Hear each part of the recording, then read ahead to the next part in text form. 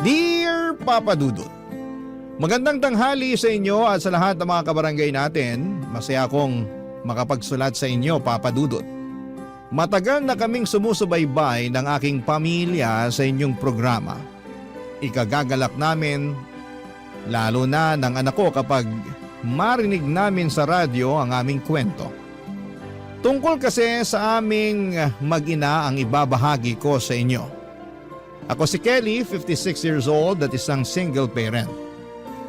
Maaga kong naranasan ang pagiging ina, isang bagay na hindi ko inaasahan ngunit kinailangan kong tanggapin. Noong 18 years old ako ay nagkaroon ako ng karelasyon at nagkaanak kami.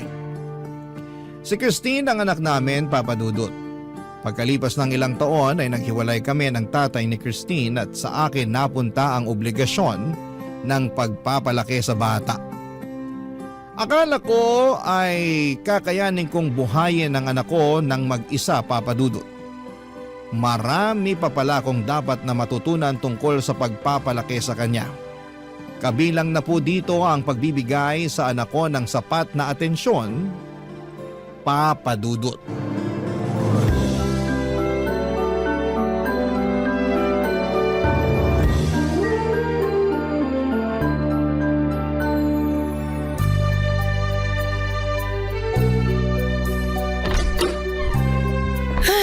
Nakauwi na sa wakas. Mama! Christine, nak. Miss na miss ko po kayo. Payakap nga si Mama. Kamusta po ang araw niyo, Mama? Ay, nag-overtime na naman kami kanina. Ang dami kong ginawa ngayon. Nung pauwi naman ako, ang tagal ng biyahe. Sobrang traffic sa labas. Ikaw, nandito ka lang sa bahay, no? Opo. Behave ka ba ngayong araw? Opo. Nagawa mo na yung mga assignment mo para sa school. Nagawa ko na po. Ma, kailan mo ulit ako sasamahang gumawa ng mga assignment ko? Miss ko na rin po kasi yung sabay po tayong nag-aaral eh. Di ko alam, Christine eh. Di ko na yata magagawang samahan ka pa sa mga gagawin mo. Lumalaki ka naman na. 7 years old ka na. Kakayanin mo nang gawin yung mga assignment mo ng mag-isa. Sandali lang nga, ilalapag ko muna tong hawak ko. Ano po yung dala nyo? Bumili ako ng ulam natin. Di ko kaya magluto ng hapunan natin ngayong gabi. Pagod talaga ako galing sa trabaho. Ihain ko muna to sa isang mangkok. Ay! Ang kalat naman sa lamesa. Tingnan niyo po yung lamesa, Ma, oh. May dinrawing po ako. Ito po, oh. Tingnan niyo yung drawing ko, Ma. Ano ba naman to mga pangkulay mo? Iniwan mo na lang na nakakalat sa lamesa. Sa susunod, iligpit mo naman pagkatapos mong gamitin. Sige po, ililigpit ko na po. Alam mo namang wala ako sa bahay palagi eh. Hindi ko magagawang ayusin ang kalat mo. Yung school bag mo naayos mo na ba? Opo. Ibalik mo na sa bag yung mga pangkulay mo para may magamit ka bukas sa klase, ha? Sige po, Ma. Ikaw na munang umasikaso sa sarili mo. Hindi na tayo tulad ng dati na nasasamahan kita palagi. Alam mong kailangan pumasok sa trabaho si Mama. Kailangan natin ng panggasto sa bahay. Opo. O siya, sige, ihahain ko na yung pagkain. Nakababad na ba sa sabon yung uniform na sinuot mo kanina? Hala, nakalimutan ko po. Nakalimutan mo na naman. Simpleng ibababad mo lang yung damit mo, hindi mo pa nagawa. Sorry po, Mama. Ilang beses kong sasabihin sa'yo. Lalabang ko pa yung mga damit mo, ibabad mo sa sabon para pagka-uwi ko, diretso ko nang malalaban. Sorry po talaga. Please, tulungan mo rin si Mama, ha? Nahihirapan si Mama pero kinakaya ko. Opo. Ay, sige na. Kumain ka na. Nihanda ko na yung pagkain mo. Sabay na po tayong kumain, Ma. Magpapahinga muna ako. Kukusutin ko pa kasi yung mga damit mo para may maisuot ka bukas. Mauna ka nang kumain. Ma, tingnan niyo po muna yung dinrawing ko. Magbibihis muna ako, papasok na ako sa kwarto, ha? Sige na po, Ma. Silipin niyo po kahit sandali lang. Tingnan niyo po. Ayan po. Dinrawing ko po tayong dalawa na magkasama po, tsaka nakasmile po tayo. Masayang masaya po tayo, Ma. Tingnan niyo. Tignan ko mamaya. Kumain ka na. Pagkatapos mong kumain, ibabad mo sa tubig yung mga pinagkainan mo. Kailangan mo nang matutunang kumilos sa bahay para maasikaso mo yung sarili mo. Ipapaalala ko lang sa'yo na hindi tayo palaging magkasama. Papa Dudut, nakita kong hindi ko kayang ipagsabay ang pag-aaruga ng bata at ang pagtatrabaho. Tinutukan ko na lamang ang aking trabaho at kumuha ng yaya para kay Christine. Sa pagiging abala ko sa trabaho ay nabawasan ng husto ang oras na inilalaan ko para kay Christine. 25 taong gulang pa lamang ako noon, Papa Dudut. Akala ko noon na malaki na ako sa edad na ito, na kaya ko nang maging isang magulang. Mahirap pala lalo na kapag isa kang single parent. Ako ang tumayo bilang nanay at tatay ng aking anak. Kinailangan ko rin kasi na maghanap buhay upang matustusan si Christine. Pakiramdam ko nooy hindi pa ako handang magkaanak o magkaroon ng obligasyon. Maraming beses na pumasok sa isipan ko kung gaano kalaking ginhawa sana kapag wala akong anak. Hindi ko sana naranasan noon ang hirap ng pagsasakripisyo para sa bata. Naisip ko ito lalo na kapag nagiging makulit si Christine. Ngunit sa kabila ng mga hindi magagandang naisip ko ay pinanindigan ko pa rin ang aking anak. Paulit-ulit kong tinandaan na wala siyang kasalanan sa sitwasyon namin. Kaya lang, Papa Dudut, kahit gaano kahaba ang pasensya ng isang tao ay may hangganan din po ito.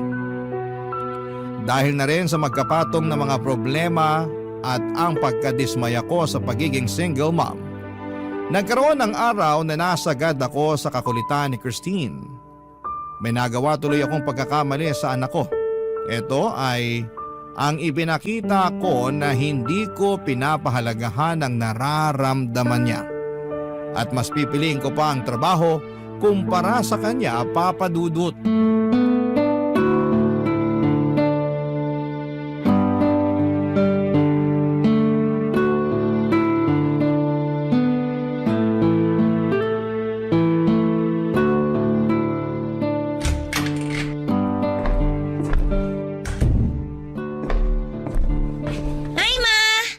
Gising na po pala kayo.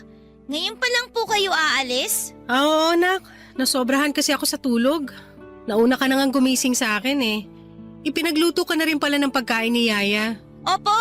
Mama, kumain na rin po kayo. Sabay na po tayo. Hindi pwede, baka malate ako. Kailangan ko nang pumasok sa trabaho. Sige na po. Marami po yung ulam. Sayang naman po kung di kayo kakain. Inyo na yung ulam. Doon ako kakain sa trabaho. Magbabanyo na muna ako bago umalis. Ay, teka po, Mama. Sandali lang. Ma! Ma! Ma! May papakita lang po ako sa inyo, Ma! Buksan niyo yung pinto. May papakita lang po ako. Ang kulit mo naman! Umurong tuloy yung ihi ko. Ano ba kasi yun? Tingnan niyo yung ginawa ko, Ma, oh. Bago po kayo umalis, tingnan niyo po muna to. Ito po, oh. Tingnan niyo, inayos ko po yung toy box ko. Lahat po ng toys ko, nilagay ko po dito sa loob. Ginawa ko po yung bilin niyo sa akin. Maganda po ba? Paulit-ulit kang kumatok sa banyo para lang dyan?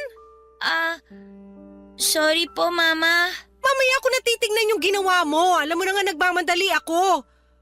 Teka, saan na nga ba yung bag ko? Ito. Sa trabaho na lang ako iihi. Hindi niyo na po ako pinapansin tulad ng dati. Ganun talaga. Nagbabago ang buhay. Ma, baka naman po pwedeng samahan niyo ako ngayon. Sa day off ko na lang. Ilang beses niyo na pong sinasabi yan eh. Pag day off niyo, lagi naman po kayong tulog. Syempre, pagod ako. Dito na lang po kayo sa bahay, Ma. Alam mong kailangan ko magtrabaho. Lagi naman po kayong wala eh. Hindi na po tayo nagkakasama. Wala naman akong choice. Sobra pong namimiss ko na kayo, Ma. Ayaw ko po kayong umalis. Anong gusto mo? Dito lang po kayo. Samahan niyo po ako. Ha? Samahan niyo na po ako ngayon, Ma. Huwag ka naman magpa-importante. May iba ako mas kailangan gawin. Kahit ngayon lang po. Anong sinabi mo ngayon lang? Opo, ngayong araw lang po, Ma. Tapos, pag pinagbigyan kita, ano mangyayari? Magsasama po tayo tsaka maglalaro. Masaya po yun, Ma. Ano ba yan? Wala na akong oras para sa laro. Kahit naman po anong gawin natin, okay lang po. Basta po ang mahalaga kasama ko po kayo. Hindi pwede. Ma, please naman po kahit ngayon lang. Ano ba yung sinasabi mo na ngayong araw lang? Kung pagbibigyan kita ngayon sa gusto mo, tingin mo sapat na yon? Eh sigurado naman ako na sa susunod na araw gugustuhin mong samahan ulit kita. Hindi ma, ngayon lang po talaga. Sigurado kung hihiling ka ng isang araw pa. Pagkatapos sa susunod ulit noon, hanggang hindi na tayo matapos at puro laro na lang aatupagin natin. Promise po ma, ngayong araw lang po, maniwala kayo. Sasamahan ka ni Yaya habang wala ako. May kalaro ka na. Eh magkaiba naman po kayo eh. Ikaw po yung gusto kong makasama. Hay, hindi ka talaga magpapatinag. Aalis na nga ako para matapos na to. Please naman po ma. Kapit ka ng kapit sa braso ko. Dito ka lang po. Bitawan mo nga ako. Ma, huwag kang umalis. Bahala ka dyan. Mag-iiyak ka kung gusto mo. Ma, wag mo akong iwan, ma. Mama. Wag mo akong iwan, ma. Mama. Papa Dudut, magmula noong hindi ko pinagbigyan si Christine sa araw na yon ay nagbago ang pakikitungo namin. Napansin kong hindi na siya naglalambing na katulad ng dati. Nabawasan ang paglapit at pangungulit ni Christine sa akin. Hindi na rin siya palangiti at nagmukhang malungkot ang kanyang mga mata. Nung unay nakaramdam ako ng ginhawa dahil nabigyan ang buhay ko ng katahimikan. Mas natutukan ko ang mga dapat kong gawin. Subalit may ugali si Christine na madaling makapagkapalagayan ng loob ng kahit na sino, Papa Dudut. Mabait talaga siyang tao at mabuti ang kalooban. At sa katagalan ay hinahanap-hanap ko rin po ito. Kaya lang tuwing magkasama kami noon ay meron ng pag-aalinlangan na parang siya na mismo ang umiiwas sa akin. Ginagawa ko na lamang ang aking obligasyon at sinusuportahan siya sa aspetong pinansyal. Kaya lang kahit sabihing nasusustentuhan ko siya, sa katagalan ko lamang naintindihan na kulang ito para ipakita ang pagmamahal sa anak. Lumipas ang panahon at hindi ko na namalayan ang mga araw at taon na hindi ko kasama si Christine. Hanggang sa lumaki na siya. Dito na tuluyang nagkalayo ang loob namin sa isa't isa, Papa Dudut. Meron ng lamat sa aming dalawa. At hindi ko pa noon nauunawaan ang dahilan nito, Papa Dudut. Barangay Love Stories. Barangay Love Stories. Mabilis lamang ang panahon, Papa Dudut. Kamukat-mukat ko ay dalaga na si Christine. Edad 30 na at nagtatrabaho na rin. Dahil sa pagkalayo ng loob naming mag-ina, ay hindi ko man nalaman na nagkaroon si Christine ng nobyo. Biro mo ha, 2 taon na pala silang nagsasama ng nobyo niya bago niya ito ipinakilala sa akin. Kahit sa pag-aasawa nilang dalawa ay binalitaan na lamang ako ni Christine noong kasal na sila. Wala na ako nagawa kundi ang magulat. Maliban sa magkaiba na kami ng bahay ni Christine ay halos wala na akong alam noon sa nangyayari sa kanya. Hindi ko alam ang kanyang kalagayan o kung ano man ang saloobin niya.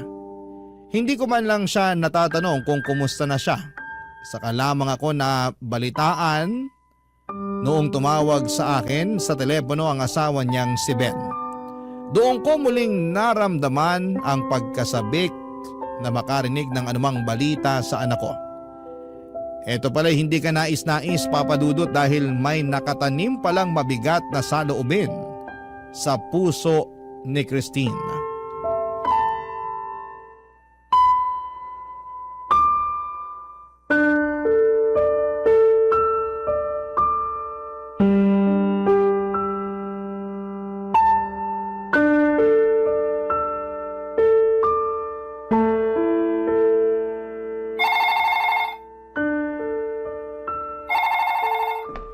Sino kaya itong tumatawag?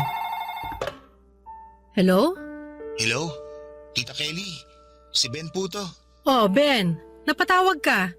Kumusta kayo ni Christine? Yun nga po, kaya po ako tumawag sa inyo. Tungkol po sa anak nyo. Paano ko ba to sasabihin? Ayos lang ba si Christine? Maayos naman po ang kalagayan niya. Wala naman po siyang sakit o anuman, pero Pero ano? ano kasi, ilang araw na pong ganito si Christine.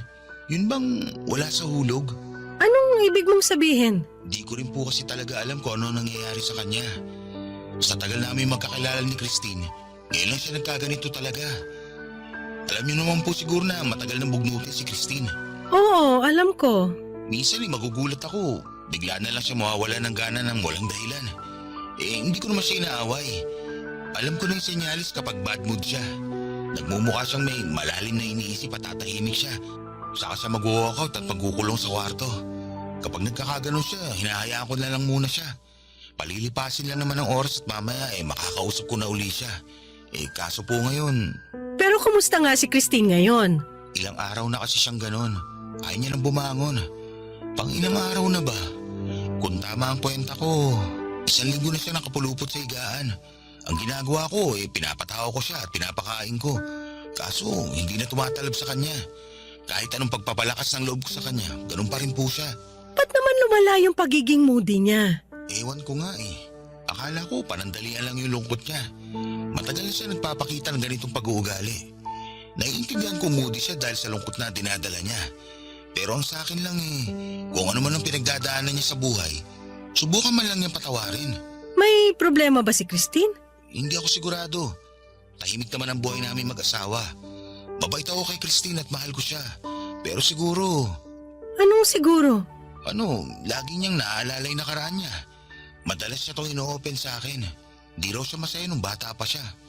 Ang lungkot daw talaga niya. Pakiramdam daw niya na walang nakakaintindi sa kanya. Pero, paano magkakaganon? Nung maliit pa si Christine, hindi naman siya nakaranas ng paghihirap. Sinigurado kong may sapat kami sa lahat ng pangangailangan. Masunurin din siyang bata. Hindi talaga siya pasaway, kaya hindi naman siya napasok sa anumang gulo. Wala rin naman siyang naikwento sa akin na pwede kong pagdudahan. Hula ko lang to Siguro kailangan po kayo makausap ni Christine. Na makausap ako? Bakit naman sa tingin mo? Baka lang po may kinalaman sa inyo sa pagsasama niyo mag-ina. Mukhang malalim po kasi ang ugat nitong nararamdaman ni Christine. Lagi niya po sinasabi sa akin na pakiramdam niya malayo sa kanya yung nanay niya.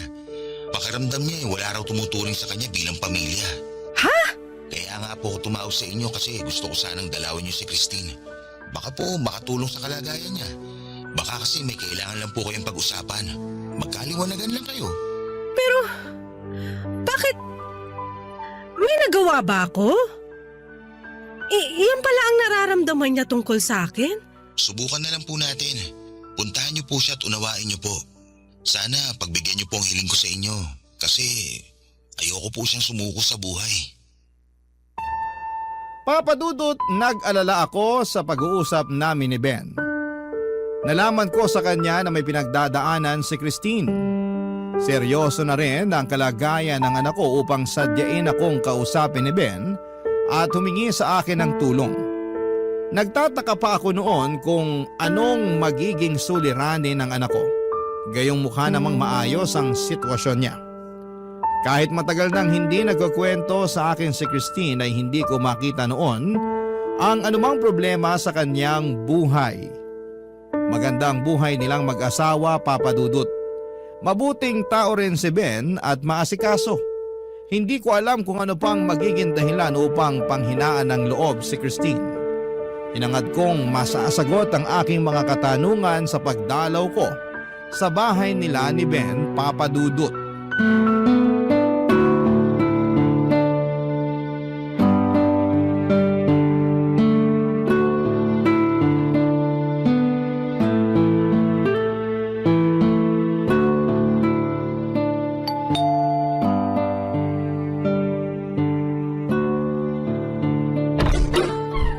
Tita Kelly! Ben, masaya ako makita ka ulit. Ngayon lang uli ako nakadalaw sa inyo. Natutuwa ako na malinis pa rin kayo sa bahay, ha?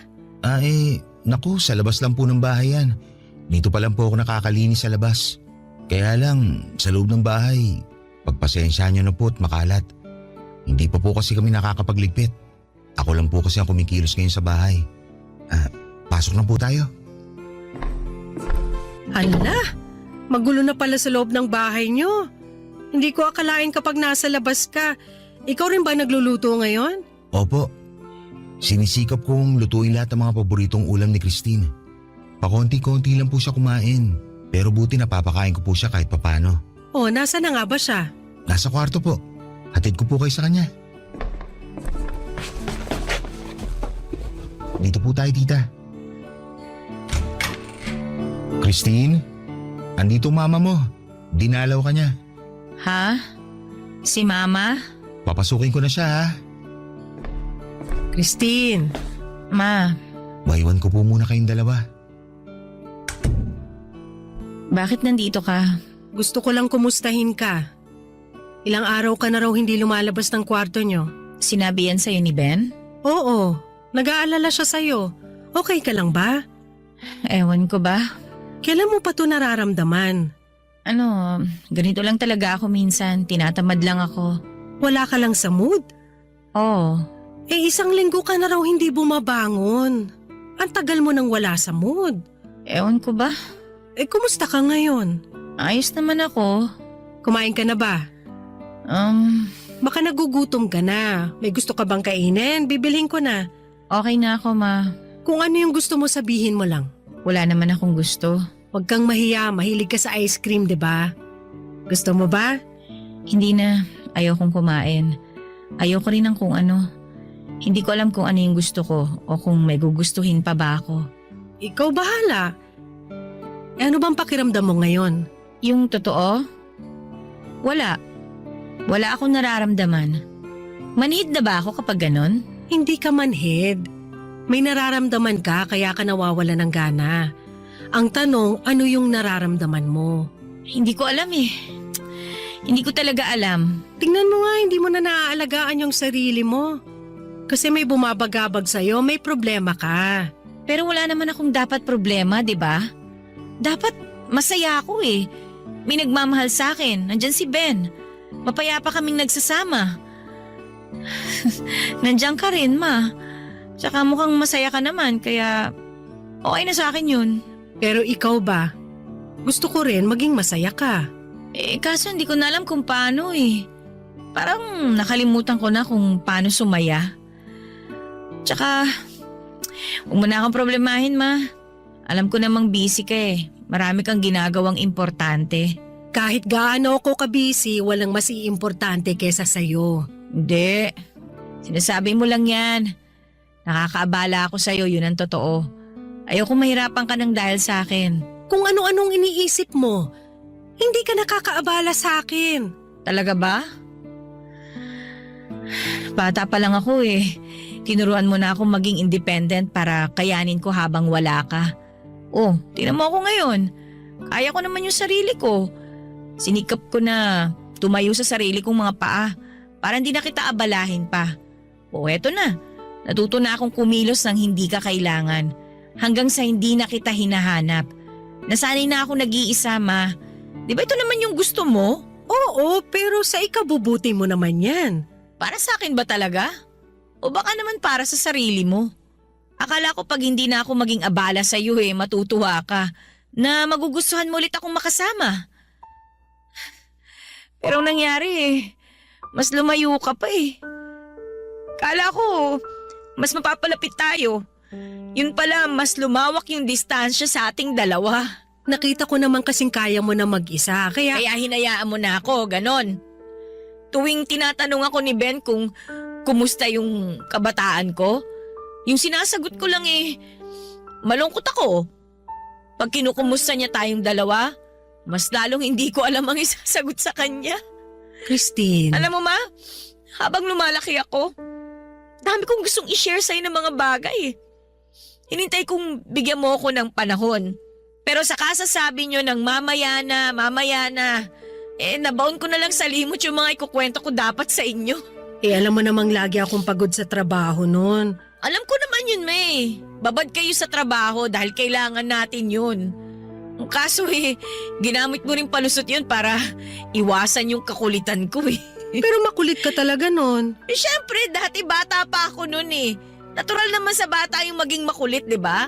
Alam mong hindi na kita maaasikaso pa. Yun na nga Kaya kesa mapagod kayo lalo sa akin, pinaalagaan nyo na lang ako sa ibang tao.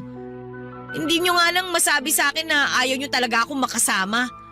Tingin ko nga, natuwa pa kayo nung nagsimula ako umiwas sa inyo eh. Hindi ko alam na ganito yung nararamdaman mo. Eh wala naman kasi kayong pakialam sa akin. Kaya wala akong masagot kay Ben tungkol sa ating dalawa. Dahil wala naman tayong pinagsamahan eh.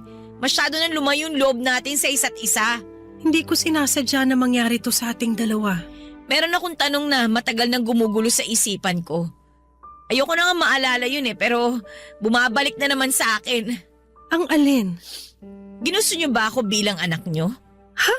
Ginusto niyo ba ako sa buhay ninyo? Bakit mo naman natanong yan? Eh ramdam ko naman yun eh. Na ang tingin niyo kasi maaga kayo nagkaanak. 18 years old pa lang kayo no nung dumating ako sa buhay niyo. Nangyari nang nabuntis kayo kaya nung nandyan na ako, tiniis niyo na lang. Napilitan lang kayo. Natanggapin ako. Pero iba naman talaga yung gusto niyo para sa sarili niyo noon, 'di ba, Ma? Kung may pagkakataon na mabago niyo yung nakaraan niyo, pipiliin yung wala ako sa buhay niyo. Kasi hindi sana mahirap yung buhay niyo kung wala ako.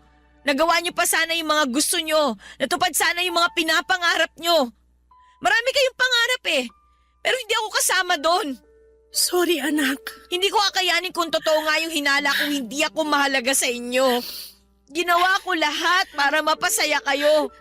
Pero kahit ano palang gawin ko, kulang pa rin. Kasi ako mismo yung problema nyo eh. Sorry Ma. Sorry talaga kung nahirapan kayo dahil naging anak nyo ko. Kung pwede kong piliin na hindi dumating sa buhay nyo, gagawin ko yon para sa inyo. Mas pipiliin ko yung mawala kaysa mahirapan kayo. Kasi mahal ko kayo sa kabila ng lahat ng ginawa ninyo.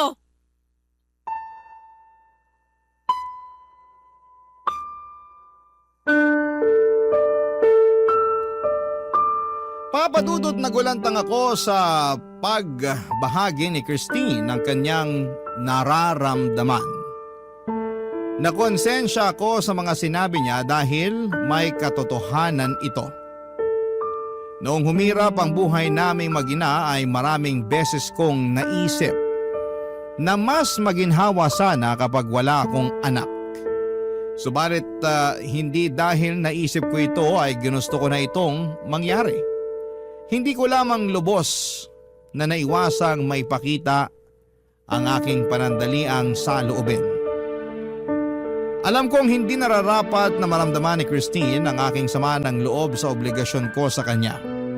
Nagkaroon ng depresyon si Christine nang dahil dito, Papadudot. Paulit-ulit kong tinatanong sa aking sarili kung kailan nagsimula ang depresyon ni Christine. Ang alaalang nangibabaw sa isipan ko ay yung maliit pa siya at nagpasama sa akin ng isang araw ngunit malamig ko siyang tinanggihan. Isang araw lamang ang hiniling niya pero hindi ko pa ito ibinigay sa kanya. Tinalikuran ko siya habang siya ay nagmamakaawang huwag siyang iwanan. Tumatak sa musmus niyang isipan na hindi siya mahalaga para sa akin. Papadudot nang naintindihan ko ang kinalabasan ng ginawa ko ay lubos akong nagsisi. Kung pinahalagahan ko lamang ang paghangad ng anak ko na pagtuunan ko siya, lumaki sana si Christine na buo ang kanyang puso. Hindi sana siya nagkaroon ng malaking buwang sa damdamin niya. Matindi ang naging emosyonal na pananakit nito kay Christine. At pinaaabot ko pa ito ng ilang dekada. Ang malala pa dito ay nangyari na ang lahat at alam kong hindi ko na kailanman mababago pa ang nakaraan, Papadudot. Barangay Love Stories. Barangay Love Stories. Papadudot, sumigaw ang aking konsensya na malaking pagkakamali ang nagawa ko kay Christine. Hindi ko man tanggap noong una ang naging kalagayan namin ay mahal ko pa rin ang anak ko, Papadudot. Hindi ko sinadya o ginusto na masaktan siya. Ayaw ko nang maramdaman niyang hindi siya mahalaga para sa akin. Ngunit hindi ko alam ang gagawin gayong nangyari na ang lahat. Noong araw na nag-usap kami ay walang tigil ang pagbuhos ng aking luha. Kahit hanggang sa pag-uwi ko sa aking bahay, Pinagnilayan ko ang mga sinabi ni Christine. Kung mas gugustuhin ko nga ba na hindi na lamang sana siya dumating sa akin, Papa Dudut. Alam ko ngayon na hindi ko pipiliin yung wala si Christine sa buhay ko. Pipiliin ko pa rin na magkasama kami kahit gaano ito kahirap.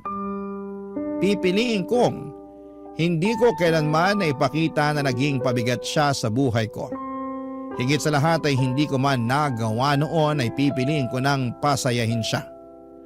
Upang pakalmahin ang aking emosyon ay huminga na lamang ako ng malalim. Mataimtim kong binalikan sa aking isipan ang nakaraan. Inilarawan ko dito ang mga ninanais kong mangyari kung maibabalik ang panahon. Nagsimulang maglaro sa isipan ko ang mga nagawa ko sana at ang mga karugtong pang naranasan sana namin. Lumalim ang pagmuni ko hanggang sa ito'y naging madetalyadong katang-isip. Nadagdagan at nadagdagan pa ito ng eksena sa loob ng aking imahinasyon. Kahit nasa isipan ko lamang sila ay paunti-unti nitong binawasan ang bigat sa loob ko. Pumikit ako at tumuloy sa aking imahinasyon ng nakaraan kung saan ay magkasama kami ni Christine noong siya'y maliit pa. Papa Dudut, binalikan ko ito ang araw na nagpupumilit si Christine na samahan ko siya.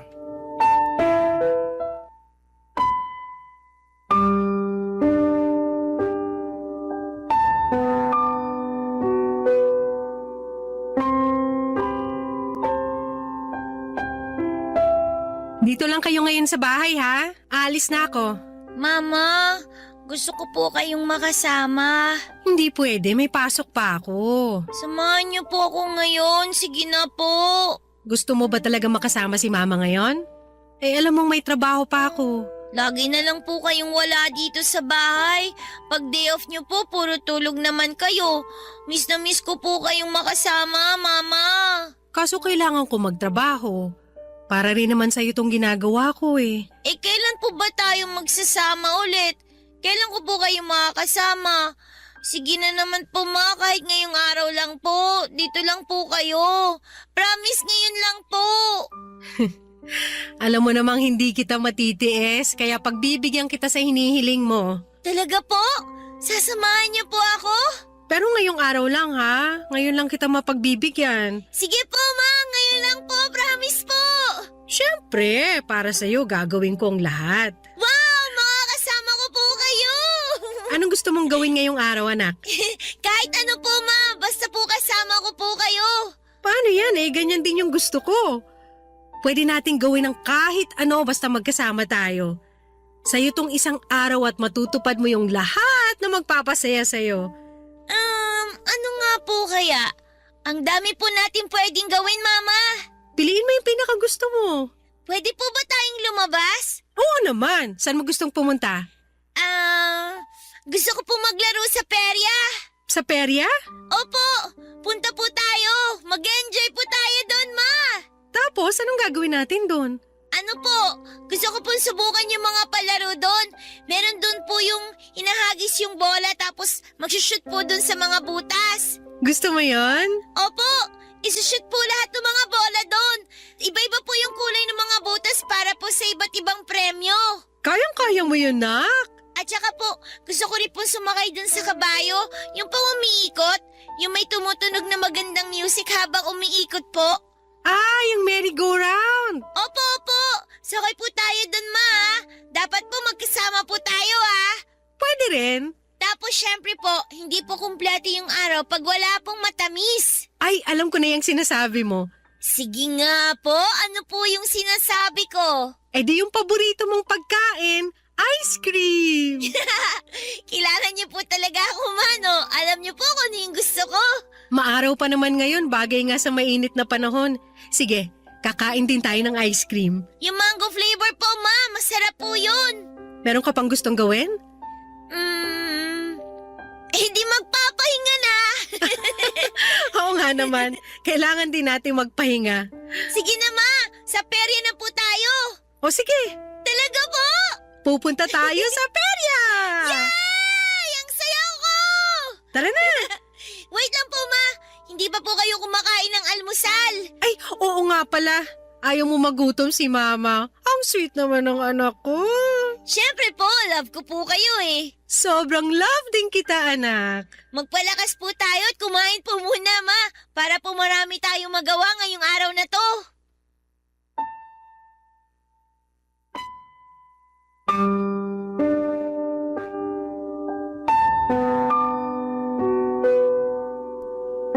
Papadudod sa imagination ko ay ginawa namin ang lahat ng gusto ni Christine. Pinuno ko ito ng makukulay na detalye. Nagsimula ito sa bahay, nagalmusal kami at masaya daw siya dahil muli niya akong nakasama sa hapagkainan. Ibinakita niya sa akin ang iniligpit niyang lalagyan ng mga laruan at sinabi ko na sobrang proud ako sa kanya. Binigyan ko ng day off ang yaya ni Christine at tumuloy kaming mag-ina pagpunta sa perya. Noong nasa perya na kami ay sinubukan namin ang mga palaro doon. Tinupad namin yung mga bidalak na gawin ni Christine. Marami pa kaming naranasan sa imagination ko. Naramdaman ko ang lahat ng ito mula sa simoy ng hangin hanggang sa himig ng merry-go-round, pati ang lamig ng sorbetes na tinikman namin. Nakita kong puno ng ligaya ang anak ko. Pagsapit ng gabi ay bumalik kami sa bahay upang magpahinga. Sinamahan ko siya sa higaan upang siya ay patulugin na. Nagpasalamat siya sa akin dahil sobrang saya daw ng naging araw niya. Nagyakapan kami, bagay na sa imahinasyon ko lamang muling nagawa sa kanya. Nagsabi ako sa kanya ng I love you at bumigkas ng salitang yakap-ulap. Ibig kong sabihin dito ay yakap na kasing lambot ng ulap. Kusa lamang na lumabas itong salita sa bibig ko. Hinele ko si Christine hanggang sa tuluyan siyang nakatulog.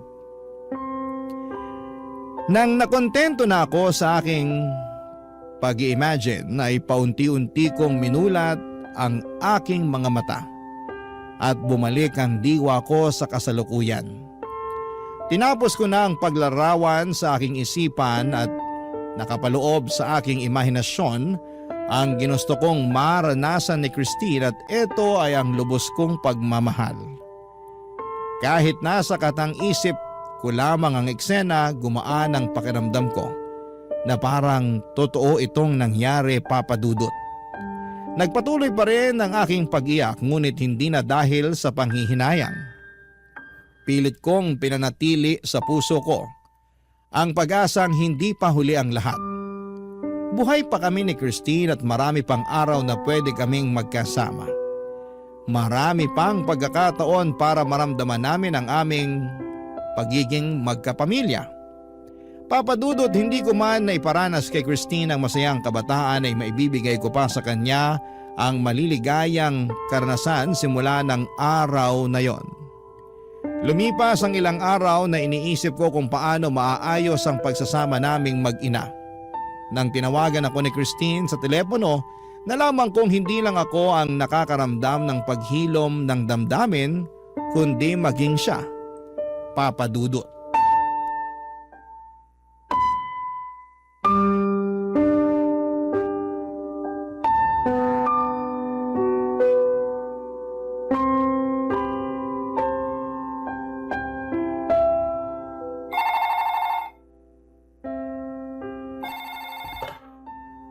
Hello?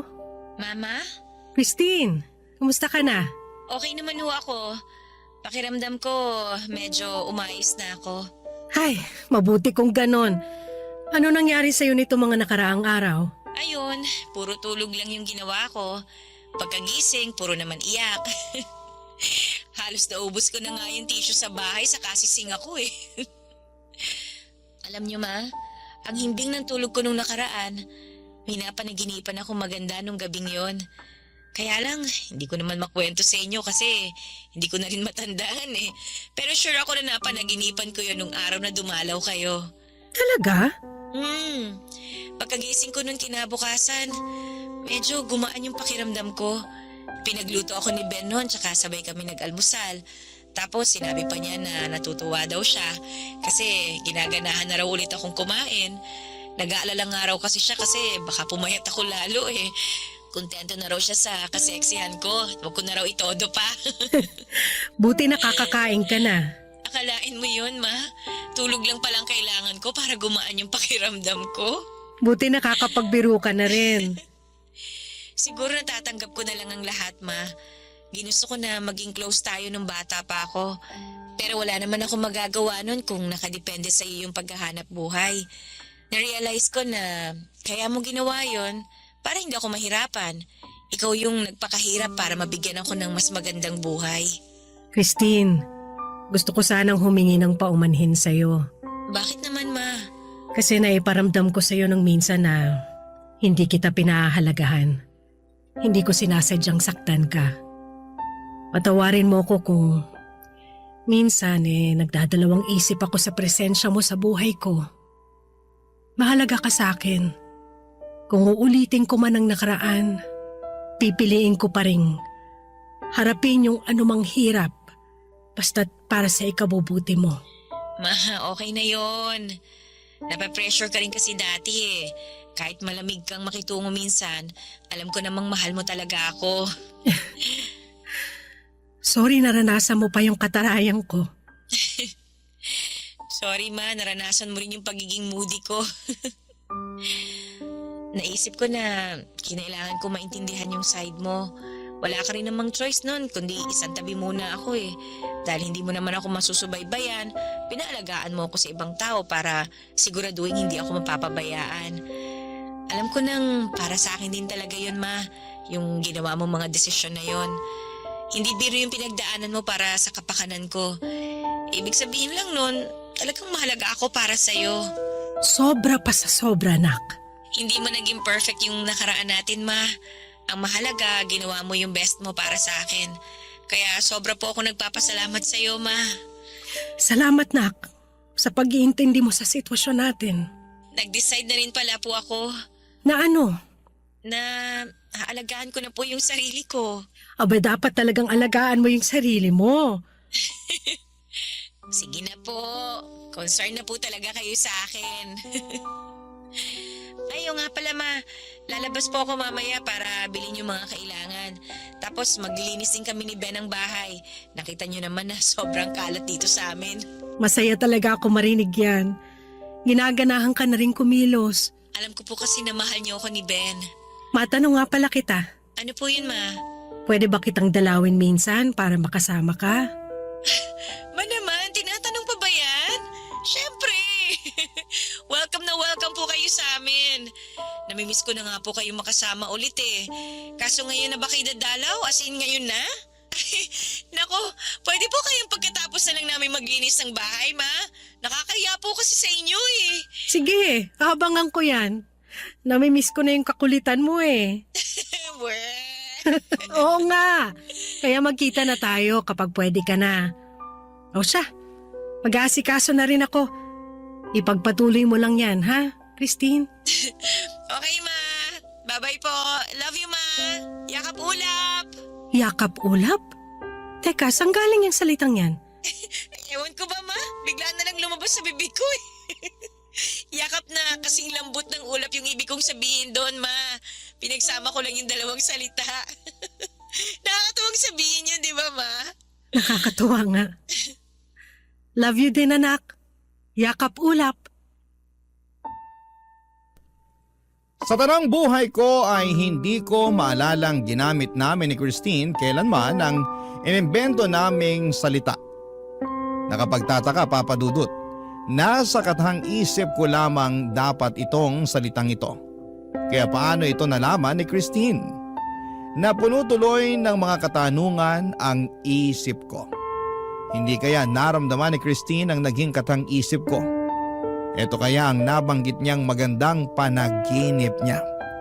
Nakarating kaya sa kanya ang pagmamahal na nais kong ibigay sa kanya? Maaring hindi ko na masagot ang mga tanong na ito, Papa Dudut. Ang alam ko lang noon ay isang himala na bumuti ang pakiramdam ni Christine. Bumalik ang kanyang sigla at eto naman ang pinakamahalaga. Magmula noon ay hindi ko na pinalalagpas tuwing may pagkakataon na magkita kami ni Christine. Pinaglaanan ko siya ng oras palagi at pinagsikapang bumawi sa kanya. Nadiskubre kong matagal na rin itong hinahangad ng anak ko. Kaya mabilis na nagkalapit ang loob naming mag-ina. Papa Dudut, walang katumbas ang ligaya ko na nakikita kong muli ang kislap sa mga mata ni Christine. Sa wakas ay nararamdaman na niyang kabilang siya sa isang pamilyang puno ng pagmamahal. Sa katagalan ay lumikha si Christine ng magandang buhay para sa sarili niya at sa pamilya nilang mag-asawa. Ngayon ay may sarili siyang negosyo at malakas ang kanyang loob sa marami niyang hangarin sa buhay. Higit sa lahat ay masaya siya. Maraming salamat po Papa Dudut sa pagbabahagi ng aking kwento sa inyong mga tagapakinig.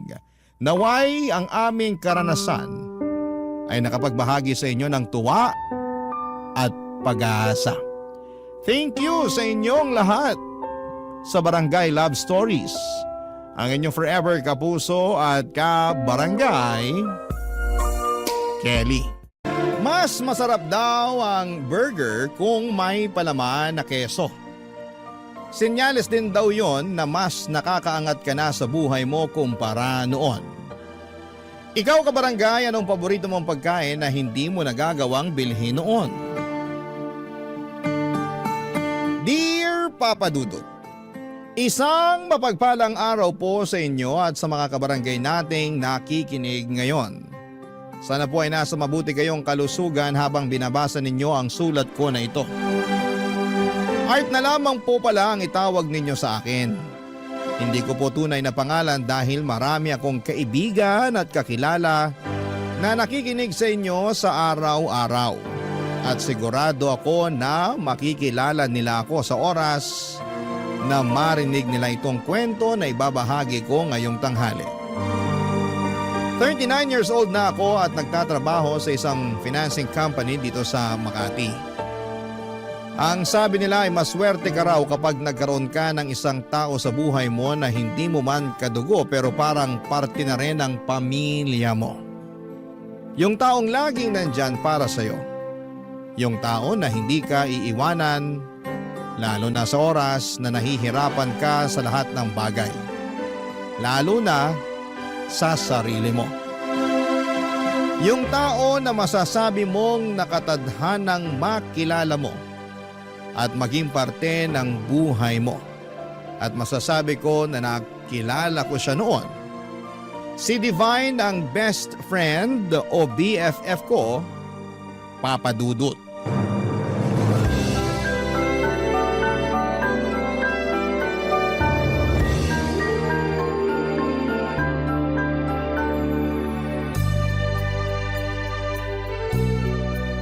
Ano BFF? Anong masasabi mo dyan sa binabasa mong love letter na ginawa ko para sa nililigawan mong si Mela? Ayos naman. Nakornihan ka ba? Masyado bang malalim yung mga salitang ginamit ko dyan sa sulat? O nakukulangan ka sa sweetness ng pagkakasulat ko dyan? Sa totoo lang, maganda naman yung pagkakagawa mo sa love letter na to. Talaga?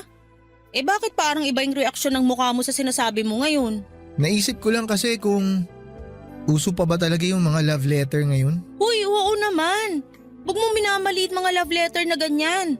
Para sa amin kasing mga babae, pakiramdam namin espesyal kami kapag nakakatanggap kami ng love letter. Bakit naman? Kasi hindi madaling gumawa ng love letter. Bago ka makatapos ng isang sulat, ilang minuto o oras din ang kailangan mong ilaan sa paggawa. Kaya alam namin na bawat love letter na matatanggap namin, ginawa yun na may effort at pagmamahal nung nagbigay sa amin. Ay, sana ganyan din mag-isip si Melay, kagaya mo. Uy, feeling ko naman oo. Paano mo naman nasabi yan? Close na kaming dalawa, di ba? Napansin ko nga na madalas na kayo magkasabay kumain sa kantin.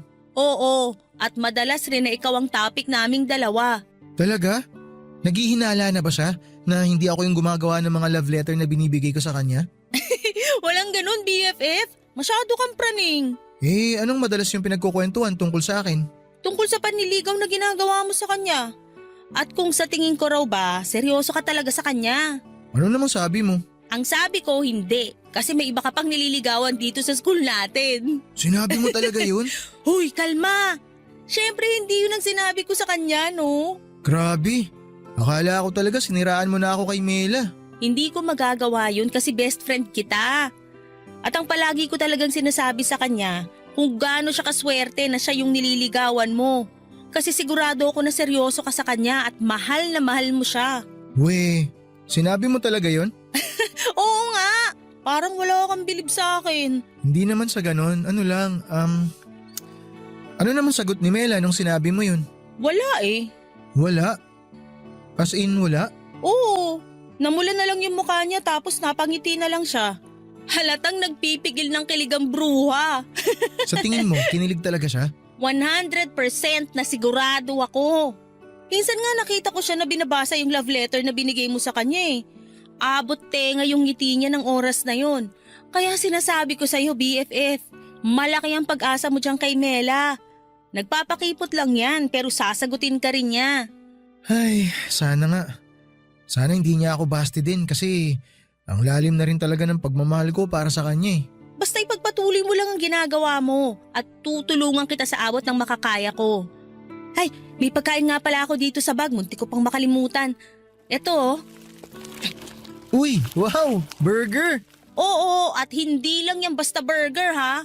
Cheeseburger yan. Nabili ko kanina kasi may extra pa sa allowance ko.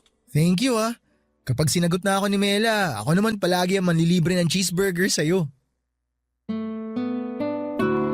Matagal na kaming magkaibigan ni Divine Papadudut. Magkaklase kami mula second year high school nang mapunta ako sa highest section hanggang fourth year. Kaming dalawa yung madalas na naglalaban sa top 1 sa klase pero hindi namin tinuring na kalaban ang isa't isa. Dahil palagi kaming nagtutulungan pagdating sa mga subject na nahihirapan ang isa sa amin. Hindi kami nagkokopyahan pero madalas kaming magkasama kapag nagre-review sa canteen, classroom o library. Magka-share din kami sa mga baon namin kasi pareho kaming galing sa simpleng pamilya na madalas na nagtitipid ng mga gastusin sa bahay. Mas naging close kami noong nasa huling taon namin sa high school. Kung saan ay halos dikit talaga palagi ang mga grades namin. Hanggang sa makuha ni Divine ang pagiging valedictorian at ako naman ang naging salutatorian. Natuwa ako para sa kanya kasi alam ko na deserve niya yon dahil pinaghirapan niya lahat ng mga review na ginawa namin. Mabuti na lamang at nang mag-college kami, sa parehong university kami nag-aral. Kaya naman nagpatuloy ang friendship naming dalawa. Dahil mahusay siyang magsulat, siyang gumagawa ng love letter para sa nililigawan ko noon na si Mela. At nang sagutin ako ni Mela ay sobrang natuwa talaga ako. Kaya nag-celebrate kaming dalawa at nilibre ko siya ng paborito naming cheeseburger. Tumagal palalo ang friendship namin ng BFF ko. Pati na rin ang relasyon namin noon ng girlfriend ko. Hanggang sa huling taon namin sa college, Papadudut.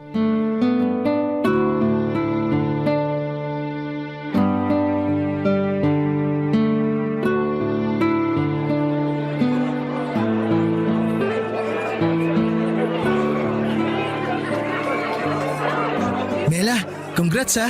Congrats din sa'yo, Art. Sa wakas, mga college graduate na rin tayo. Oo nga eh. May gagawin ka ba mamaya? Iimbitahan sana kitang pumunta sa bahay kasi may celebration kami dun. May celebration din kami sa bahay namin eh. Ay, oo nga pala. Nawala sa isip ko na halos lahat naman pala tayo may kanya-kanyang celebration. Pasensya ka na. Ayos lang. Itutuloy mo pa rin ba na mag-apply dun sa kumpanya na napagkwentuhan natin dati? Anong kumpanya yon? Yung advertising company sa Taguig? Hindi na ako tutuloy doon. Bakit naman? Nagbago na kasi yung mga plano ko. May nakita ka bang mas magandang kumpanya na balak mong applyan? Wala naman. Ay teka, ano palang ibig mong sabihin dun sa sinabi mong nagbago yung mga plano mo? Pupunta na kasi ako ng Canada sa susunod na buwan. Doon na rin ako maghahanap ng trabaho. Tutuloy ka sa Canada? Oo. Gusto ko na rin kasing makasama ulit yung mga kapatid at magulang ko na nandun. Pero magiging okay naman tayong dalawa, di ba? Sorry. Bakit ka nagsusorry? Para saan? Ayoko sanang sirain yung moment na to pero alam ko na hindi ko rin dapat to na patagalin pa. Mela, ano bang ibig mong sabihin? Ayoko maging unfair sa'yo kaya tinatapos ko na yung relasyon nating dalawa ngayon. Teka, hindi kita maintindihan. Bakit? Bakit kailangan mong tapusin kung ano yung meron tayong dalawa? Dahil dun din naman tayo pupunta, di ba? Sa oras na mag-LDR tayo, mauuwi lang din tayo sa hiwalayan. Kaya habang maaga pa, mas mabuting maghiwalay na tayo kaysa masayang ang oras natin. Pero hindi ba natin pwedeng subukan? Subukan muna natin. Ayoko na nga masayang pa ang oras natin. Mela, walang masasayang dahil mahal natin ang isa't isa. Hindi tayo kagaya ng iba na bibitiw kagad dahil hindi naman sapat yung pagmamahal na nararamdaman nila. Iba tayo sa kanila, di ba? Naniniwala ako na kakayanin natin magpatuloy. Kaya natin ipagpatuloy tong relasyon natin kahit magkalayo tayong dalawa. Art, sorry talaga pero alam ko kasi sa sarili ko na hindi ko kakayaning tumagal sa isang LDR. Maniwala ka, hindi rin naman madali sa akin to pero alam ko na ito yung kailangan nating gawin. Hindi man lang ba talaga natin susubukan? I'm sorry. Buo na talaga ang desisyon ko. Ay, kailangan ko na ring umuwi. Congratulations ulit sa'yo ah. And I'm sorry. Alis na ako. Uy, BFF! Congrats sa atin! Sa wakas nakalaya na rin tayo sa pagiging estudyante. Uy, BFF! Okay ka lang ba? Oo, ayos lang ako. Para kasing ang tahimik mo. Ano nga palang pinag-usapan niyo ni Mela bago siya umalis? Kanina ko pa gustong lumapit sa inyo pero parang ang seryoso niyo masyado. Uy, BFF! Umiiyak ka ba? Hindi ako umiiyak. Hindi raw. Pero namumula na yung mga mata mo. Ano ba nangyari?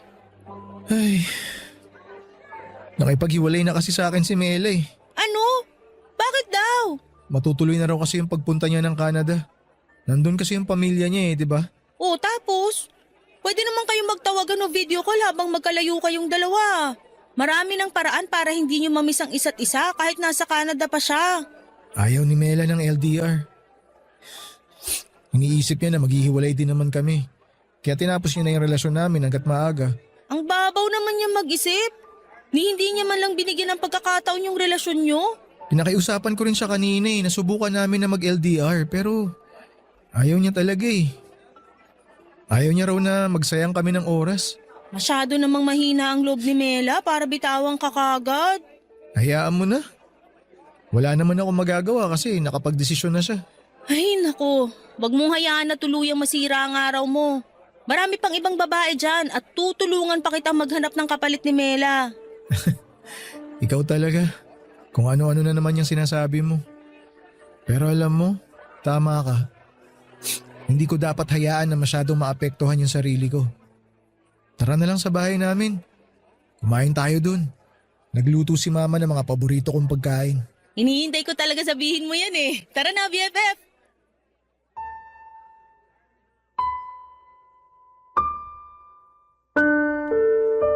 Papa Dudut, masasabi ko na first love ko talaga si Mela. Noong nasa high school kasi ako ay wala akong ibang ginawa kung hindi ang mag-focus lamang sa pag-aaral. Hindi naman ako nerd pero sadyang wala ding babae na nakakuha ng atensyon ko noon.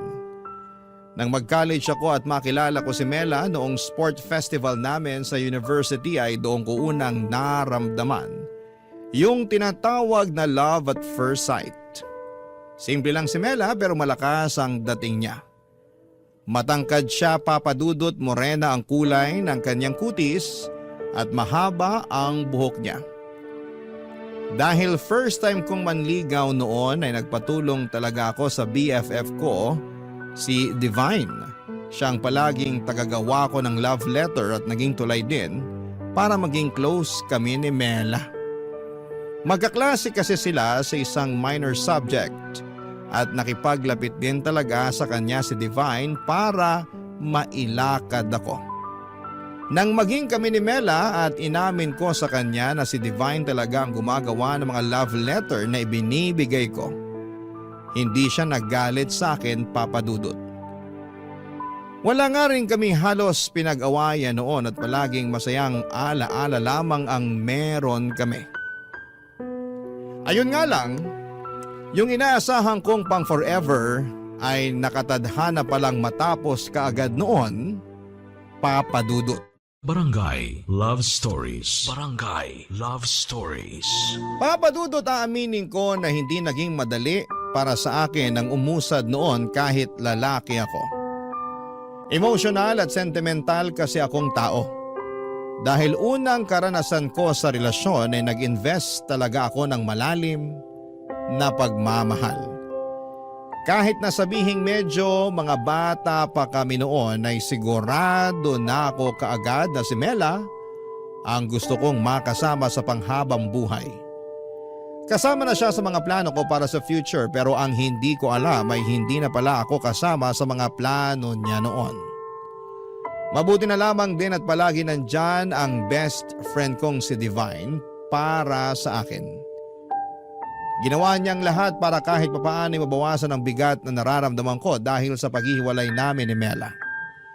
Pinupuntahan niya ako sa bahay, dinadalhan ng pagkain at sinasama sa kung saan saang lugar kagaya ng parke, food court, sa mall at paborito naming kainan ng mura pero may masarap na cheeseburger. Para maaliw lang ako at makalimutan kong saglit si Mela.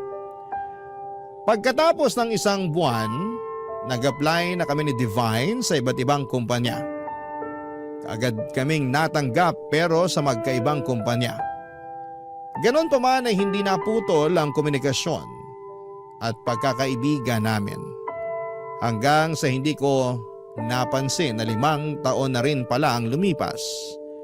Mula nang makapagtapos kami sa kolehiyo, Papa Dudut.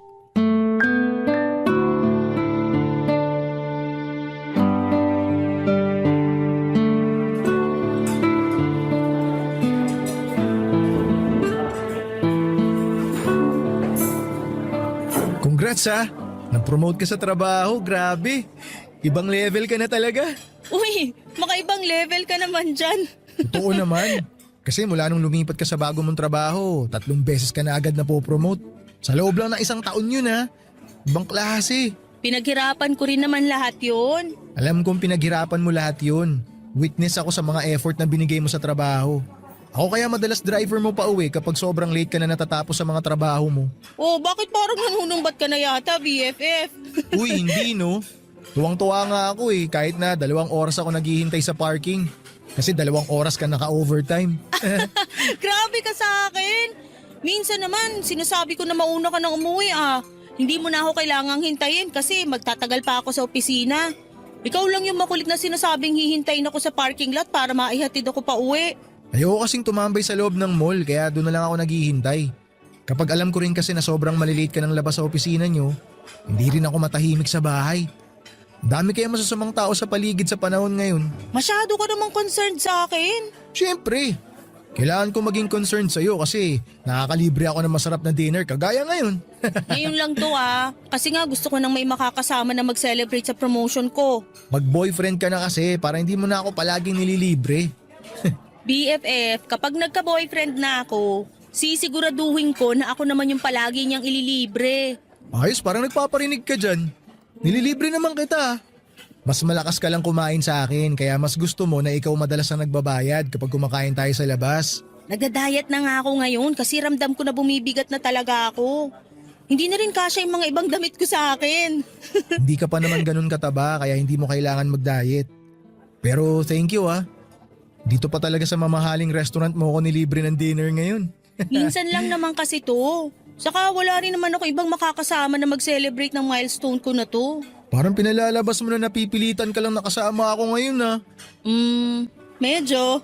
Hoy, ang honest mo naman masyado. Siyempre joke lang yun. Pero BFF, ang bilis ng panahon no? Dati cheeseburger lang nabibili natin. Ilang araw pa natin pag-iipunan. Minsan nga umaabot pa ng ilang linggo kapag pareho tayong gipit. Oo, lalo na nung huling taon natin sa college. Ang daming gastos. Sobrang bihira tayo makakain ng cheeseburger nun.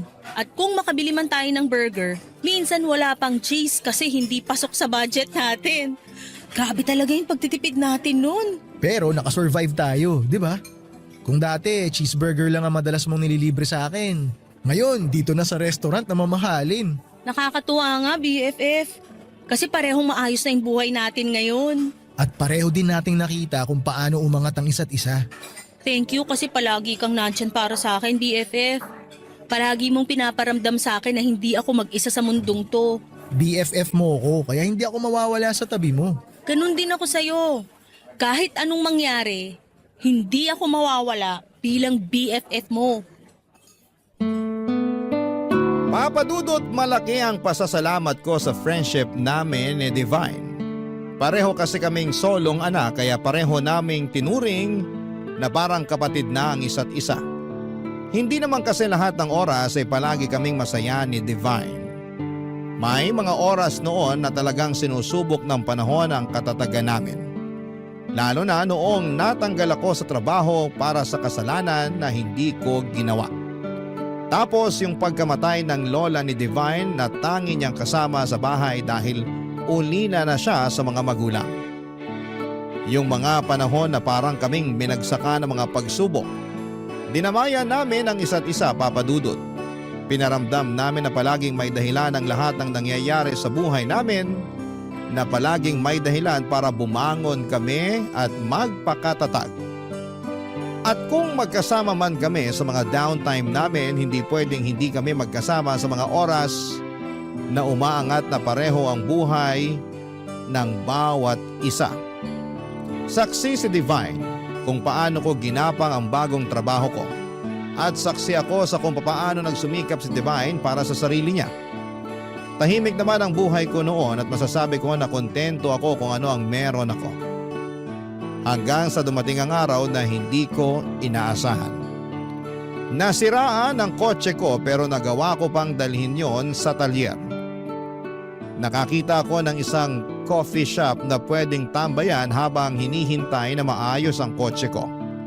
At sa loob ng coffee shop na yon ay isang pamilyar na mukha ang nakita ko. Dahilan para hindi ko na mapigilan ang sarili ko na lapitan siya, Papa Dudut.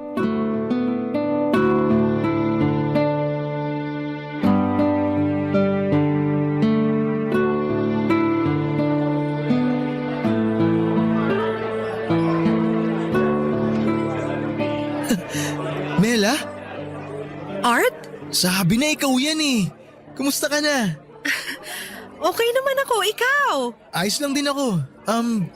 Okay lang ba kung maupo ko dito? O baka makaistorbo ako sa date mo? Wala akong date. Sige lang, maupo ka lang dyan. Wala naman akong ibang kasama eh. Upo na ako ha. Kailan ka pa nakauwi ng Pilipinas? Nung nakaraang buwan lang. Nagbabakasyon ka lang ba? Naku, hindi. Dito na ulit ako magsistay sa Pilipinas. Talaga? Oo. Bakit naman? Hindi kasi talaga ako masaya doon. Ang tagal din mag-grow ng career ko sa Canada. May mga oras na parang pakiramdam ko, naliligaw na ako at kailangan ko na ulit hanapin ang sarili ko. Alam mo yon? Nafe-feel ko na pinipilit ko na lang ang sarili ko na maging masaya habang nandun ako. Parang wala talaga sa Canada yung happiness ko. Partida nandun pa yung pamilya ko pero wala eh. Kaya nagdesisyon na ako na umuwi na lang dito sa Pilipinas. Nagbabaka sakali na nandito yung dahilan para sumaya ulit ako. Ano ba naman to? Ngayon na nga lang ulit tayo nagkita, dinadramahan na agad kita. Pasensya ka na, Art. Ano ka ba? Okay lang. Hindi mo kailangan humingi ng pasensya. Namiss ko nga yung mga ganitong moment eh. Alin? Yung pagdadrama ko? Hindi. Ikaw mismo yung namiss ko. Yung mga oras na magkasama tayo tsaka magkausap tayong dalawa. Ay nako, Art. Hindi ka pa rin nagbabago. Ang galing mo pa rin bumanat ng mga ganyan. Nagsasabi lang naman ako ng totoo. Sino palang hinihintay mo dito? Boyfriend mo? Boyfriend agad? Natanong ko lang kasi baka bigla na lang may sumapak sa akin dito kaya maganda na sigurado. Para kung sakali, makailag ako, di ba? Walang mananapak sa'yo. Kasi wala naman akong boyfriend. May imi-meet dapat ako na client para dun sa binebenta kong condo unit. Tumawag at nagpa-reschedule siya nung nandito na ako. Kaya nagkape na lang ako kaysa masayang ang punta ko dito. Meant to be siguro na makancel yung meeting mo para makapag-usap tayong dalawa. Ang bilis mo talaga mag-isip ng mga banat, no? Mabilis lang talaga gumana yung utak ko kapag ikaw ang kausap ko. Pero hindi nga. Wala ka pa talagang boyfriend? Oo nga! Never din ako nagka-boyfriend mula nung maghiwalay tayong dalawa. Bakit hindi mo ulit subukan na makipagrelasyon? Sigurado naman ako na may nanligaw sa'yo nung nasa Canada ka. Meron naman pero hindi ko type eh. Parang hindi man lang sila pumantay sa level ng panliligaw at effort na ginawa mo para sa akin. Ako pa talaga yung naging batayan mo ha? Oo, kasi ikaw lang naman ang naging boyfriend ko. Ikaw ba? Sinong girlfriend mo ngayon? Wala akong girlfriend. Kagaya mo, never na rin akong pumasok sa relasyon pagkatapos natin maghiwalay. Wala kang girlfriend? Natsyempo lang na napadpad ka sa coffee shop na to? May problema kasi yung kotse ko kaya dinala ko muna sa talyer. Sakto, ito yung pinakamalapit na pwedeng tambayan kaya dito na ako dumiretso. Grabe naman yung coincidence na nangyari sa ating dalawa. Hindi coincidence to. Alam mo sa totoo lang, naniniwala ako na nakatakda talagang hindi sumipot yung client mo. Tsaka nakatakda rin na masira yung sasakyan ko. Kinailangan mangyari to para magkita ulit tayong dalawa. Para magkausap tayo ulit.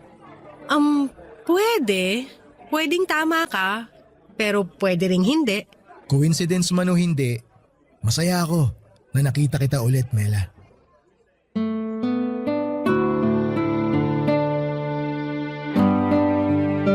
Papadudot lahat talaga ng nangyayari sa buhay natin ay palaging may malalim na kahulugan at dahilan. Kagaya na lamang ng muli naming pagkikita ni Mela. Pagkatapos kasi ng paghihiwalay namin noon ay hindi na kami nagkaroon pa ng pagkakataon na muling magkausap. Hindi na rin kasi ako nagtangka pa na puntahan siya sa bahay nila bago siya umalis papunta sa Canada. Naisip ko kasi na ayoko rin naman siyang pilitin na piliin ako kesa sa buhay niya sa Canada. Alam ko na matagal na rin niyang pangarap na makasama ang mga magulang at kapatid niya na nandoon, papadudot. Hindi ko lang talaga inaasahan na mas maaga ang pag-alis niya. Isa pa ay siya rin naman ang pumili ng desisyon na tapusin na ang relasyon namin noon. Kahit pa gusto ko sanang subukan ang LDR sa relasyon namin, hindi siya or siya na ang unang bumitaw kaagad.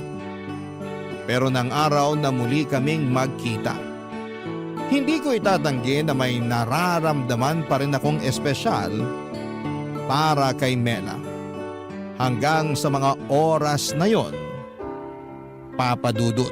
Barangay Love Stories. Barangay Love Stories. Papadudot pagkatapos ng pagkikita namin ni Mela ay kaagad ko siyang hinanap sa Facebook at nag-send ako ng friend request. Nang gabi rin na yon ay inaccept niya kaagad ang friend request ko at nagsimula kami na muling mag-usap.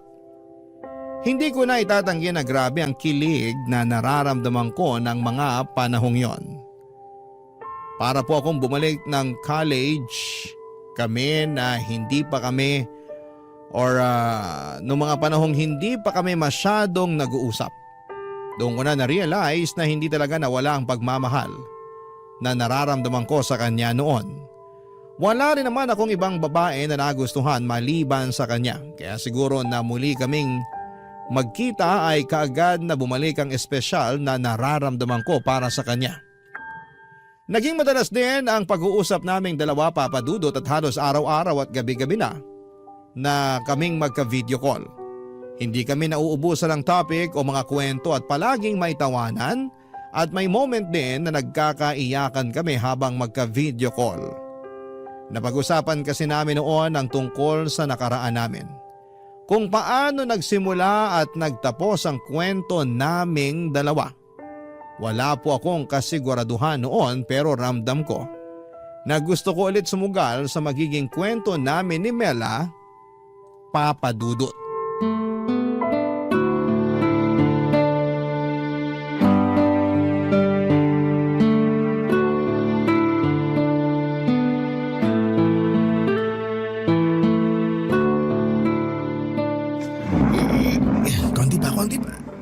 Ayan. Mukhang okay na tong pwesto ng lamesa ni Divine dito sa kusina. BFF, tapos ka na ba dyan? Halika dito sa sala kasi dumating na yung in-order ko merienda natin. Sige, punta na ako dyan. Sakto, nagugutom na rin ako. Uy, ang dami mong pagkain na in-order. Madami ba? Oh, ayan, may burger, spaghetti, soft drinks, fries. Tapos may ice cream pa. Early dinner na yata to, hindi merienda. Naku, iba pa yung dinner natin mamaya, syempre. Kasi marami pa tayong gagawin. Marami pa nga mga naiwang gamit sa labas eh. May lamesa pa dun, aparador, mga upuan at kung ano-ano pang mga malalaking gamit. At yung iba doon, iaakit mo pa sa second floor kaya maupo ka na dito sa sofa para makapagmerienda na tayo. Kakailanganin mong kumain dahil marami ka pang bubuhatin ng mga gamit. Ay, eto na nga, uupo na para makakain na rin ako nitong merienda. Siyempre, unahin ko muna tong favorite nating cheeseburger. Uy, BFF, thank you talaga kasi tinulungan mo akong maglipat ng ibang gamit dito sa bagong bahay ko. Wala naman akong choice. Hindi kasi nipot nung mga kinausap mo na dapat magpapasok ng mga gamit dito sa loob ng bahay. Buti nga malaki yung garahe nitong nakuha kong bahay eh. Ayos lang na itambak muna dun yung mga gamit na binaba mula sa truck. Ilan yung nagbaba ng mga gamit mo mula sa truck kanina? 2 lang sila eh, yung driver at yung kasama niyang lalaki.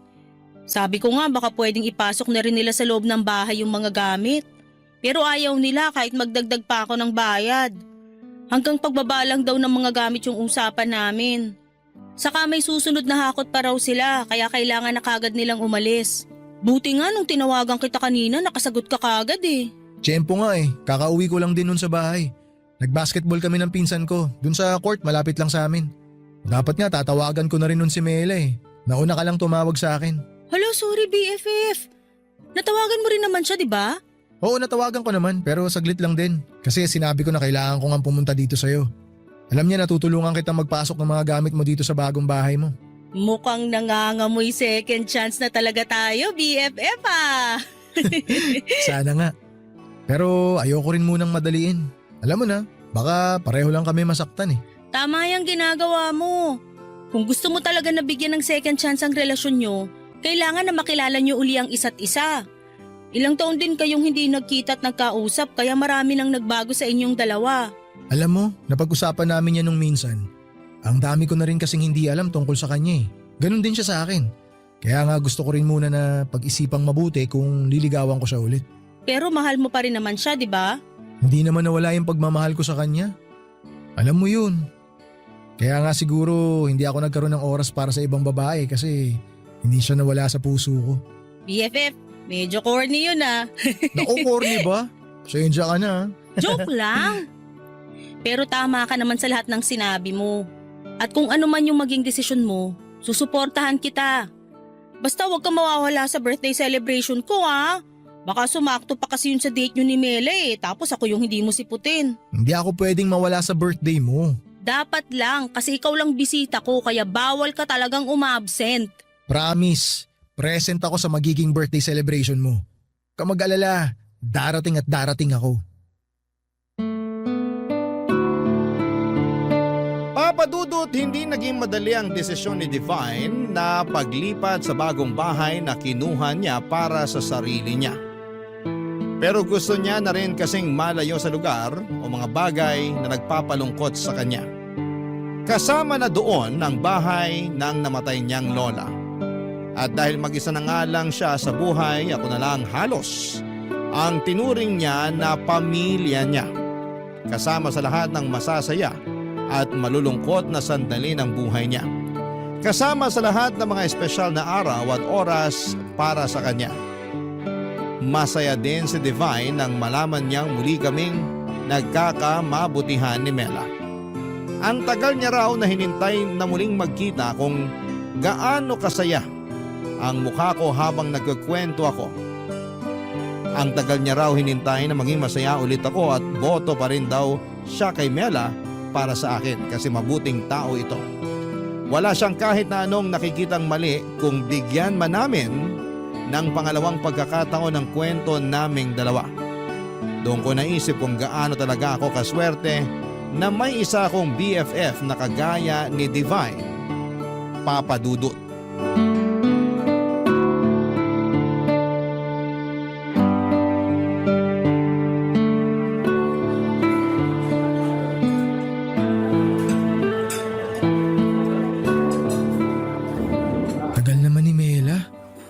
niya kanina, malapit na siya dito sa restaurant. Uy, tumatawag si Divine. Hello? O BFF, kamusta? Nandiyan na si Mela? Wala pa nga eh. Akala ko kasama mo na siya kaya hindi na ako nag-expect na masasagot mo tawag ko. Ang tagal nga niya eh. Lalo tuloy akong kinakabahan. Bakit ka naman kinakabahan? Kasi di ba ngayon ko na itatanong sa kanya kung okay lang ba naligawan ko siya? Bakit kasi kailangan mo pang itanong yan? Gawin mo na lang. Sigurado naman akong papayag din yang si Mela. Alam ko naman yun. Gusto ko lang din na marinig o maramdaman mula sa kanya kung meron ba akong pag-asa. Nako, kahit magpustahan pa tayo, sigurado ako na may pag-asa ka pa rin sa kanya, BFF. Kayo lang naman to masyadong pakipot eh. Alam niyo naman na gusto niyo pa rin ang isa't isa pero nagpapakiramdaman pa rin kayo. Kasi nga ayaw namin pareho na madali ng lahat sa aming dalawa. Oo, ilang beses ko nang narinig yan at sigurado ako na sa oras na magkabalikan na kayo, sa kasalan na ang diretsyo niyo ni Mela. Sana nga magdilang anghel ka. Isasama ko yan sa mga hihilingin ko mamaya para sa birthday ko. Uy, huwag kang mawawala ha. Dapat bago mag alas 12, nandito ka na sa bahay ko. Oo, hindi ako pwedeng mawala sa birthday sa lubong mo. Kung gusto mo, isama mo na rin si Mela mamaya. Ayos lang yun sa akin, BFF. Next time ko na lang isasama si Mela. Basta hintayin mo ako dyan. Pagkatapos namin mag-dinner, dyan na ako diretso sa bahay mo. Asahan ko yan ha. Oo, promise. Oh, eto na si Mela. Papalapit na siya dito sa table ko. Tawagan kita ulit mamaya. Sige, good luck. Bye! Thank you. Bye. Art! Sorry ngayon lang ako. Walang kaso yun. Upo ka na. Thank you. Sobrang traffic kasi. Akala ko malapit na ako pero napalayo pa pala. Gapang din dun sa dinaan ng shortcut ng driver ng TNVS ko eh. Alam mo, napapansin ko minsan pag di sinusunod ng driver yung map, mas lalong napapalayo eh, no? Kaya siguro mas maganda sabihin na lang natin na sundin kung ano yung nasa mapa. Para pareho kayong hindi mainis sa biyahe, di ba? Sige, sa next date natin. Sino pala yung kausap mo kanina sa cellphone? Si Divine. Kinukumusta lang yung date natin ngayon. Aww, nakakatuwa talaga yung friendship nyo ni Divine. Sobrang tagal na, no? Oo nga eh. Nakakaumay na nga rin siya minsan kausap. Uy, grabe ka naman sa kanya. Baka nakakalimutan mo na kung hindi dahil sa mga love letter na ginawa niya noon, hindi mo ko mapapasagot. Biro lang yun. Pero alam mo, akala ko talaga magagalit ka sa akin nung nalaman mo na hindi talaga ako yung sumusulat ng mga love letter na binibigay ko sa'yo. Sa umpisa pa lang naman, alam ko nang sulat ka mayon ng babae. Tsaka at least, inamin mo sa akin kesa naman nalaman ko pa sa iba. Kaya ayos lang yun. Mabait din naman si Divine at close na rin kami noon. Mabait talaga yung BFF ko na yun. Minsan lang sobrang daldal kaya nakakaubos ng lakas. Oo, may pagkamadaldal nga siya. Naalala ko noon kapag magkasama kami, wala siyang ibang sinasabi kundi puro tungkol sa'yo. Palagi kanyang binibida sa mga kwento niya. Ay, bigla ko tuloy na miss ang BFF mo. Minsan isasama ko siya kapag kumain tayo sa labas. Sige, gusto ko yan. Pero teka, ano nga pala yung gusto mong sabihin na binanggit mo sa chat kanina? Gusto mo umorder na muna tayo ng pagkain? Ang gusto ko, sabihin mo muna yung gusto mong sabihin. Bali Huwag kang kabahan. Sabihin mo na yan para maka-order na tayo ng pagkain natin. Ay, sige sasabihin ko na. Ang totoo kasi, gusto ko lang itanong kung okay lang ba na naligawan kita ulit. May nakakatawa ba sa sinabi ko? Sorry. Hindi ko lang mapigilang matawa kasi hindi mo naman kailangang itanong pa yan. Gawin mo kung anong gusto mong gawin. Wala naman ako nakikitang problema kung liligawan mo ko. Baka nga hindi na kita pahirapan masyado eh. Talaga? Oo, pero kailangan mo pa rin akong ligawan. At ipakita mo sa akin na seryoso ka pa rin sa nararamdaman mo para sa akin. Naku, kahit hindi mo sabihin, yan na yan ang gagawin ko. Pero ngayon pa lang, nagpapasalamat na ako sa'yo. Thank you sa pangalawang pagkakataon na binigay mo sa akin. At this time, mas patutunayan ko sa'yo kung gaano ako kaseryoso. Tsaka kung gaano kalalim yung nararamdaman ko para sa'yo. Papadudot yon ang unang official date namin ni Mela. Napakadami naming napag-usapan ng gabi na yon. Binalikan ulit namin ang mga naging kwento naming dalawa. Yung mga pinagdaanan namin bilang college student, bilang magkarelasyon at bilang mga tao na pinili ang magkaibang landas. Sa dinner na yon pa lamang ay medyo napaluha na kami habang magkausap. Parehong nagpipigil na sobrang mapaiyak. Pareho rin kasi na hindi naging madali ang pinagdaanan namin bago kami muling nagkita. Pagkatapos naming kumain sa restaurant ay pumunta pa kami sa isang coffee shop. At doon ay nagpatuloy ng kwentuhan naming dalawa. Mas malalim na pag-uusap hanggang sa hindi namin namalaya ng oras. 2:00 na ng madaling araw nang maihatid ko siya sa bahay nila. At nag-drive na kaagad ako papunta sa apartment ni Divine. Hindi na siya sumasagot sa tawag ko at inisip ko na baka nakatulog na rin siya. Excited akong pumunta at magkwento sa kanya noon. Excited ako na sabihin na muling madurugtungan ang kwento naming dalawa ni Mela. Pero nagulat ako nang makarating ako sa apartment niya at makita na maraming tao sa labas at may mga sasakyan din ng pulis. Wala si Divine sa loob ng bahay pero nanlambot ang mga tuhod ko at hindi ko na napigilang maiyak nang malaman ko ang nangyari sa kanya. May narinig daw ang mga kapitbahay na malakas na sigaw na humihingi ng tulong mula sa bahay ni Divine. Nang pumunta sila doon ay nakita nilang duguan si Divine at kakatakas lang na magnanakaw na sumaksak sa kanya. Nahuli kaagad ang magnanakaw pero hindi na nagawa pang iligtas ang buhay ng kaibigan ko.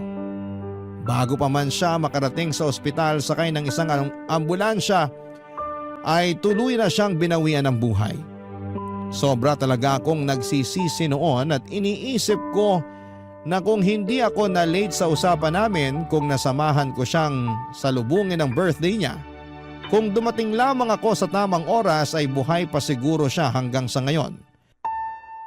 Mahigit 10 taon nang nakakalipas mula nang mangyari ang lahat ng ito.